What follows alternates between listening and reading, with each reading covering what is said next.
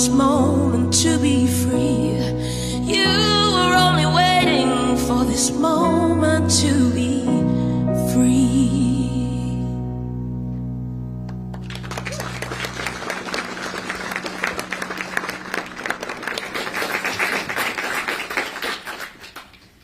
Thank you, Antonia. That was absolutely beautiful. Now, the poet and author Michael Rosen will share his personal reflections forged by his own experience during COVID-19. Michael will also share some new writing, a poem called We Remember, that he has written especially to commemorate today's milestones.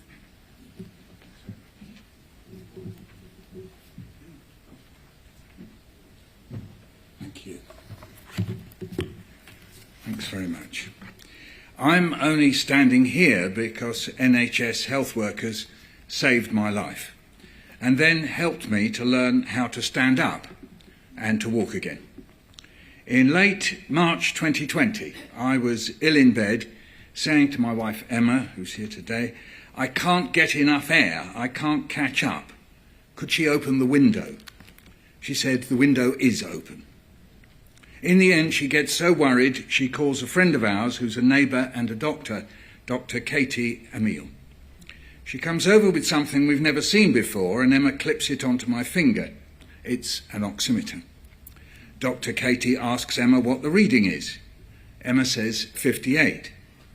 That'll be the pulse, Katie says. What's the other reading? No, Emma says, the pulse is 112, 58 is the reading. Katie says, get Michael downstairs, take him to the hospital.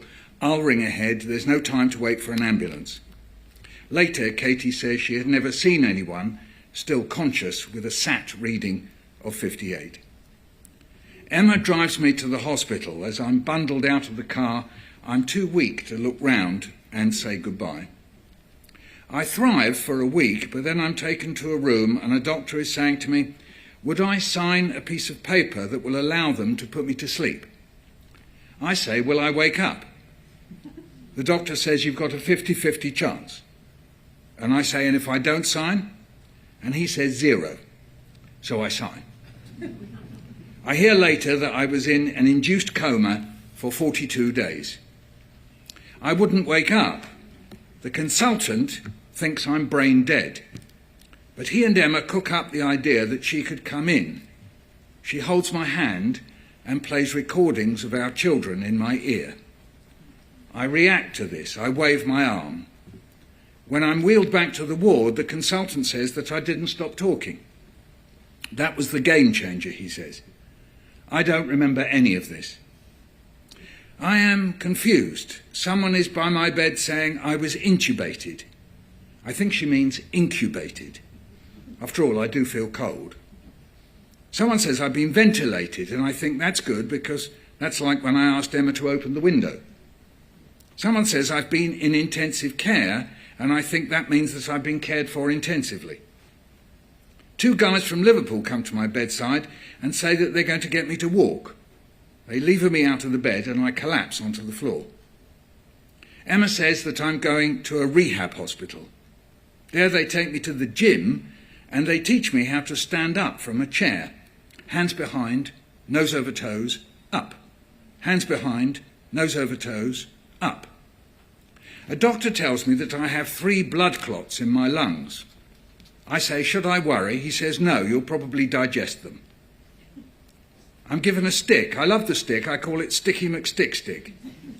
Then a physiotherapist says, Michael, you're becoming stick reliant.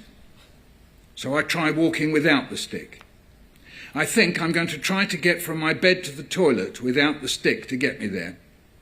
Inside my head, I sing, search for the hero inside yourself. When I sit on the loo, I wonder how many people in the world have got themselves to the loo by singing, search for the hero inside yourself. I say to Emma, the physiotherapist, not my wife, that I don't think I'll ever stand in front of 500 children and do a live show again. She says, you don't know that. Maybe you will. I go home in an ambulance and my family have pinned up a welcome home sign. When I go to the shops, people say, you're alive. I say, "Are you sure?"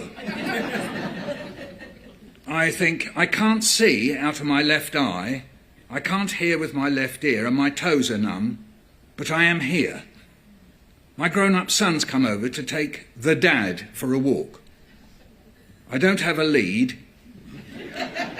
I don't run off, and I don't sniff other dads." After a few months, I do a show for 500 children at the South Bank in London. I sign books. A woman with her children stands in front of me. She says, "It's me." I look. It's Emma, the physiotherapist. I'm now going to do a poem, and I hope you can join in with it. It's just, "We remember." So I will say things, and then you say, "We remember." So it goes like this. Coughing and coughing, gasping for air, we remember. Empty streets, no cars anywhere. Curry with no flavour, pizza with no taste. Empty days, time to waste. Running out of tests and masks. What is this Zoom thing, someone asks? How many feet are we standing apart? A pain in the chest, a pain in the heart. Children in their rooms all day. Will we never get away? The unprotected driver of the bus. Nurses checking, testing us. Nurses wearing clinical waste bags. People leaving without their name tags. Freezing cold, then helplessly hot. Blood thinners and blood clots. The face we'll never see again. A mind chasing grief and pain. The risks you took for working on and on. The fatigue and strain have never gone. The wards too hot in the June weather. Medics in teams working together. The endless beeps of drips and machines. The news they'd invented a vaccine. Those we met, the paths we crossed. Those who went, those we lost. The lives of those who fell or faltered. The lives of those forever altered. Thank you.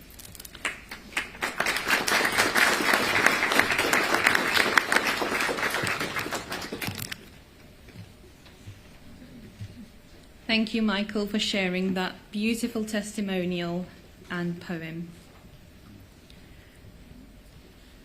We will now be laying 10 wreaths as part of today's commemoration. Today we are also joined by Ashley Dalton MP, the Minister for Public Health, who will join the wreath-laying ceremony with us.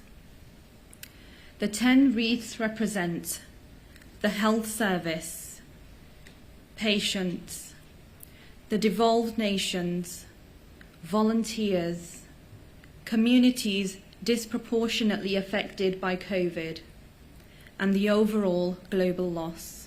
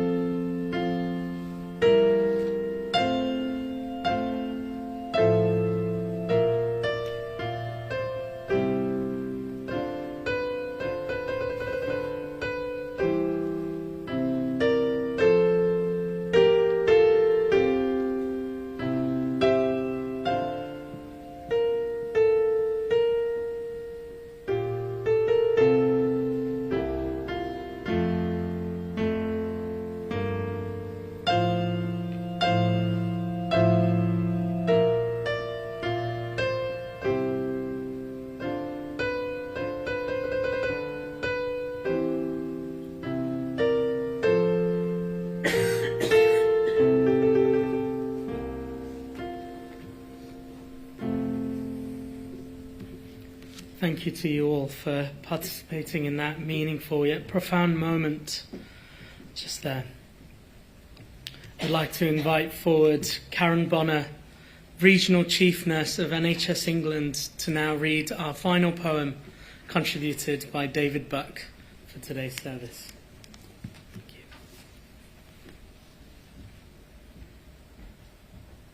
you. Thank you. Faith waits expectantly. The world will be different when we have learned again to touch and feel and hold. When what the shadows of anxiety and fear have taught us has birthed in light. When virtual is a place we choose not to go because real is truth. When greed bends and gives to poverty, justice, need, being prepared and old age. When patience does not need to be measured by high-vis tape on a pavement. When forgiveness flows easy and laughter does not need to be taught or practiced. When workers are valued for who they are and what they do, as well as for how much we need them. When neighbourliness, pulling together and love are forever and not just in a crisis. When grown-ups play in the park on a work day and it's okay and we can stay. When we are not so busy, when we can look and listen, when we know it's for the living. They say, when this is all over, when we are free to come and go, the world will be different.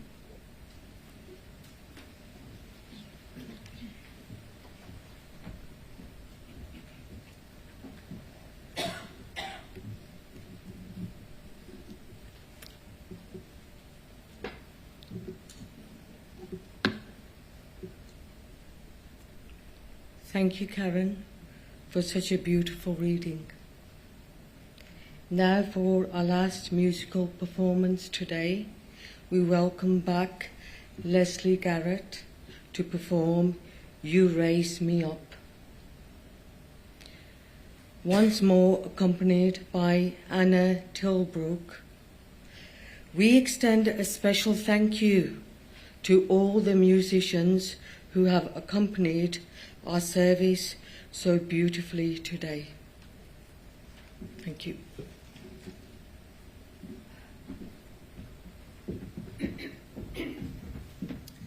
Before I sing this final song, I just wanted to explain my personal connection to this event.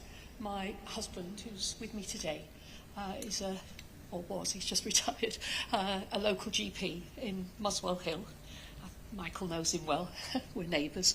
And he worked all the way through the pandemic. He went every day, as all the doctors did, to give service, to look after those who were sick, to make sure they got to hospital, make sure people got their vaccines, make sure illnesses that were nothing to do with COVID were still being looked after and treated. There wasn't a day that I didn't worry. There wasn't a day that I wasn't so proud of him. So I'm glad I'm here today. And I've learnt this song specially.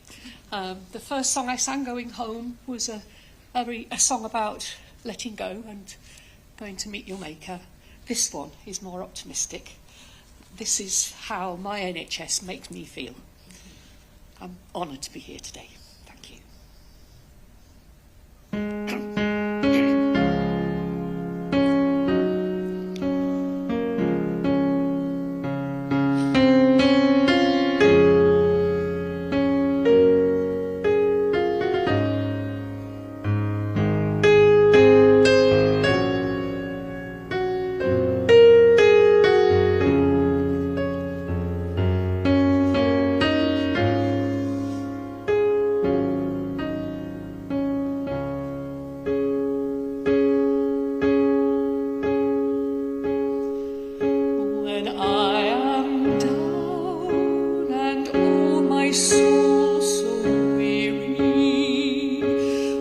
troubles come and my heart burdened be, then I am still and wait here in the silence until you come and sit a while with me. You raise me up so I can stand on mountains. You raise me up to walk on stormy seas. I am strong when you're on your shoulders. You raise me up to more than I can be. You raise me up so I can stand on mountains. You raise me up to walk on stormy seas. I am strong when I am on your shoulders. You raise me up to more than I can be.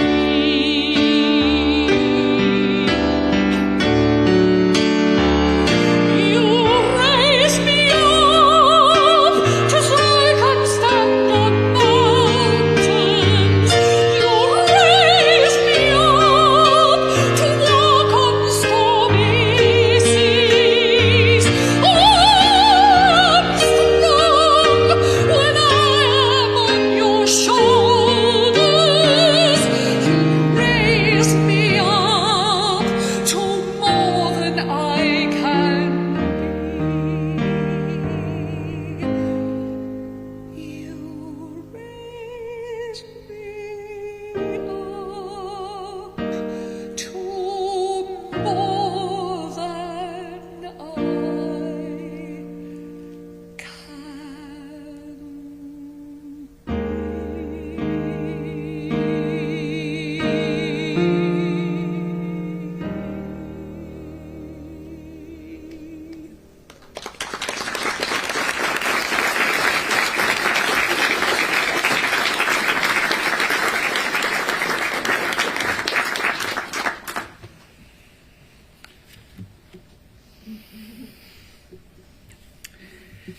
Leslie, thank you.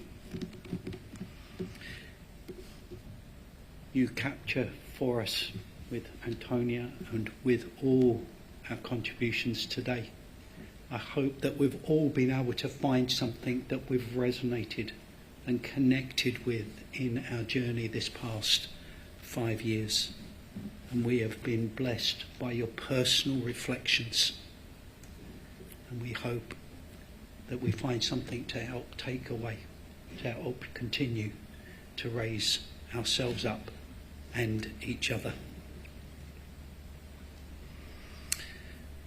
So thank you all for taking part. Thank you for all of your contributions. Thank you for joining with us online. And as we come to a close to mark this day of reflection 5 years on, we are committed to carry on remembering the memories of those we have lost, those who are still in pain, and find that connection from all those things that have been shared today, that we will find not just resilience, but a resourcefulness within ourselves and from each other.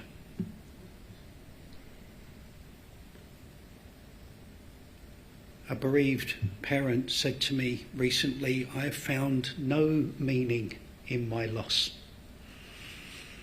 And it was very sobering, because in my world, within spirituality, meaning making is supposed to be at least half of what we're trying to do, along with connectivity.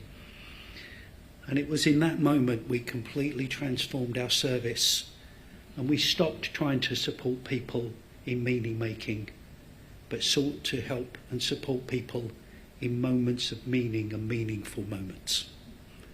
And I think that's what we've done today, of those meaningful moments and moments of meaning in all of your expressions. And we thank you. And so we acknowledge the continued loss of those who live with illness and bereavement. We pay special tribute to the health and social care workers who have given so much. Your dedication has saved lives, as we have heard today, and your sacrifices will not be forgotten. You still continue to work under enormous pressure, and yet you continue to put patients before yourselves, offering care, comfort and courage. We continue to owe you our deepest gratitude today and always. One of our mantras that we have, if you ever get an email from me, at the bottom it says, self-care is never selfish. Please all take that away with you today.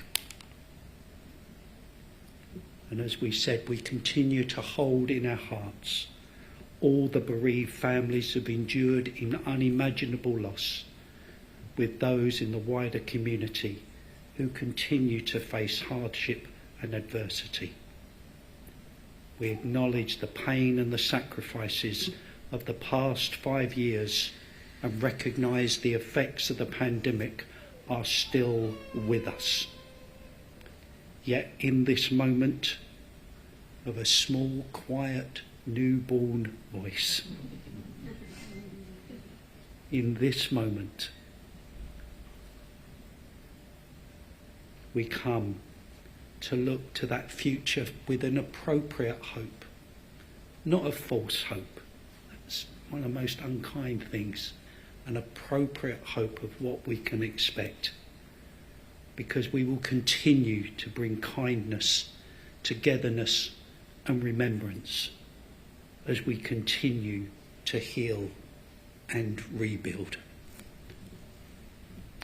And so it is our hope that we leave today with a greater anticipation of the connectedness that we feel with one another, of all that we have shared together, and a commitment to support those who are still struggling, and a promise to honour those we have lost.